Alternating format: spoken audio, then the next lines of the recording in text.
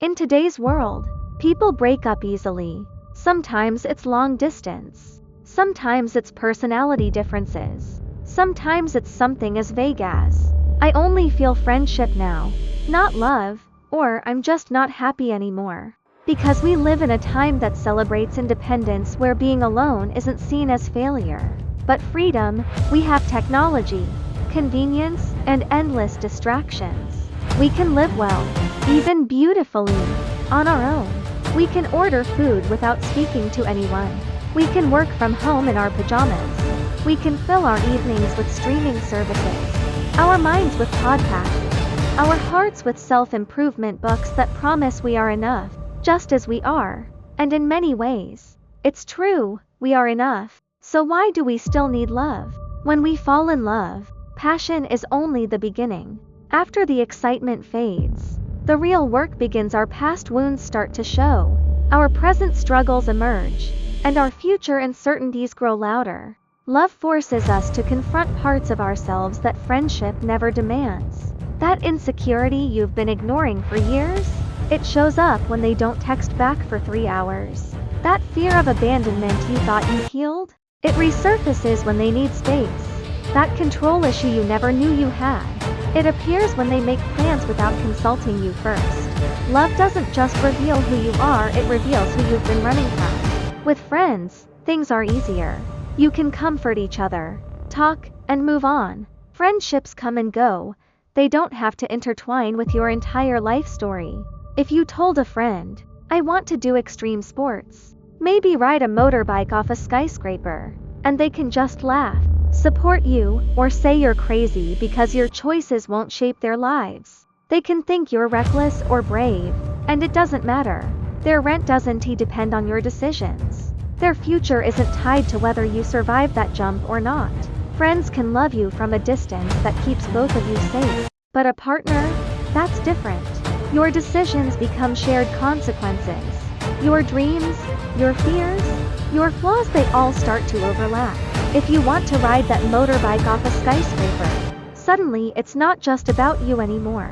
It's about whether they'll have to identify your body, whether your recklessness means they can't plan a future, whether your need for adrenaline is more important than their need for stability. Your freedom becomes their anxiety. Your adventure becomes their nightmare. Sometimes it feels like falling off that skyscraper would be easier than facing those shared realities. And then there are the hidden wounds, childhood scars, family patterns, unresolved pain. Someone can be kind, patient, even radiant with friends, yet in intimacy, their deepest shadows reappear. The person who's generous with everyone becomes stingy with you, not with money, but with affection. The one who's always calm suddenly has rage they've never shown anyone else. The confident one reveals the small, scared children they've been hiding since they were 7 years old and learned that love means abandonment. Sometimes, being in love feels less like dating one person and more like negotiating with all their ghosts. Their critical mother lives in the way they flinch when you give feedback. Their absent father echoes in how they withdraw when things get serious. Every relationship they've had before you has taught them something about love, and not all of those lessons were true. But they believe them anyway. And the terrifying part, you have ghosts too. Ghosts they have to face. Patterns they have to navigate. Wounds they didn't cause but somehow had to be careful not to reopen. So yes, love can be painful. It can stop being fun. It can feel like too much work for too little reward. There are nights when you lie awake wondering if it's supposed to be this hard. Days when you look at happy couples on social media and wonder what they know that you don't. Moments when being alone, truly, peacefully alone, seems so much simpler than this constant negotiation of needs and fears and hopes and histories. You can break up and feel lighter. You can walk away and rediscover the version of yourself that isn't constantly considering someone else's feelings. You can sleep in the middle of the bed again. You can make plans without checking in. You can be selfish in ways that feel like self-care. And yet, people still fall in love, again and again, because love, unlike friendship, forges something through struggle. The more challenges you face together, the deeper the bond becomes. It's like comrades on a battlefield. Training together builds trust. But surviving war together builds something else entirely.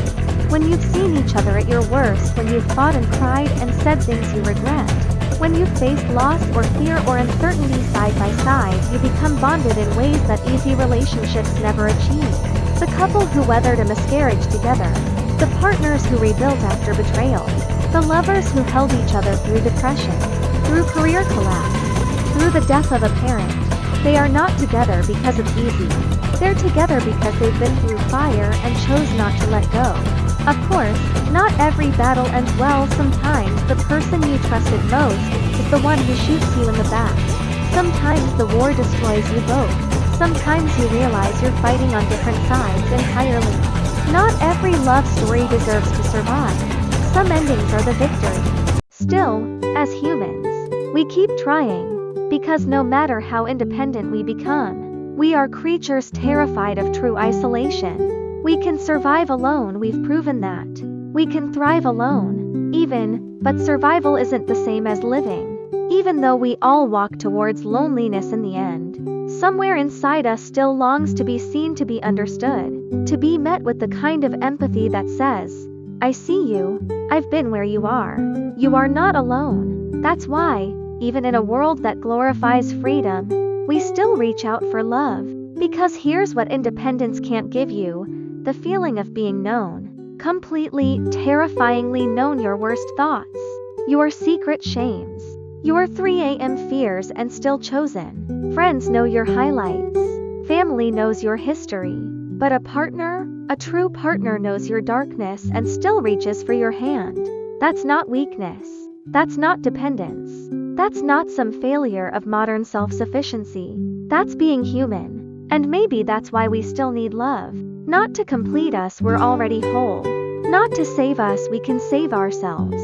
But to remind us that we don't have to. That someone looked at all our jagged edges, all our unhealed wounds, all our impossible contradictions and said, yes, you. I choose you. In a world where we can survive alone, love reminds us why we might not want to.